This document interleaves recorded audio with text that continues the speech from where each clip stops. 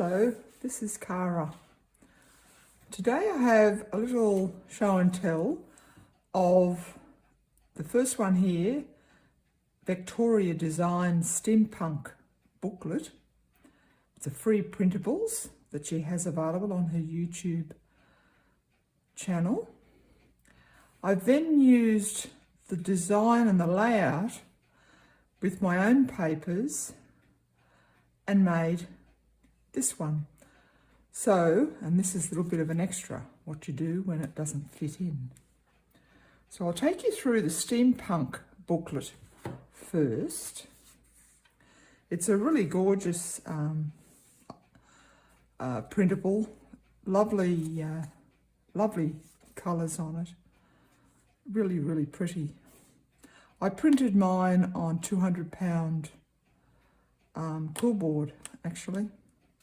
White quillboard, and I've used hemp twine for my closure, and it's actually got sort of 3 sections to it, and you can see there's a tutorial that goes with Vectoria Designs free printables. She takes you through step by step to make this, and it's really, really superb. So go to that channel and have a look. I'm just showing you what I ended up with, which is pretty much the same because I'm using the same papers. But certainly it's a very professional finish to it. So she has these 2 side pockets, a cute little coin envelope that's made. On this side we have a little booklet which you put in your own papers, and I've put in some of my tea stained papers. You pop that there. Hers came out beautifully because it's all to the right size of everything. This is a wonderful feature of this. This is a waterfall, what you call a waterfall pockets. And the 6 of them in total, double-sided, with a little card that goes inside, which can be used as a little journal card or whatever you want it for.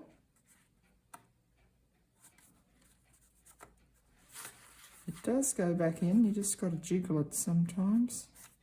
It's probably more me. I used the glue. Victoria used double-sided tape. So the 6 of these, all different designs, a very simple explanation of the waterfall flip of all these pockets. Papers are just gorgeous. And then this nifty little thing gives you your closure to hold all those pockets in. And it just closes up beautifully like that. And that's the back as well, which has this lovely closure design where it wraps around,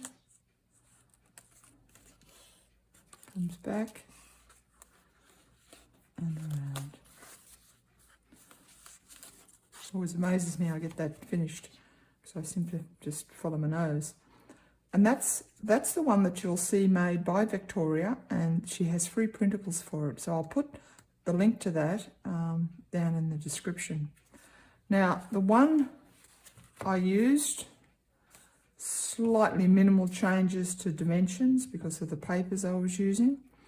I actually used the Prima Stage, it's called Stationer's Desk, cardstock kit that I already had. It's a few years old, so I don't know if you can still get it, and used that to make a sort of a pen and ink paper design. I've used Victoria's little closure here with the 3 circle punched glued together with your little brad in the middle. I ended up stitching around this one just to give it a bit of texture. See, it seemed to need it. And actually that's the label off the papers, would you believe? So put it to good use. So the differences with mine is the stitching, stitched on this centre panel as well. Once again, I used glue.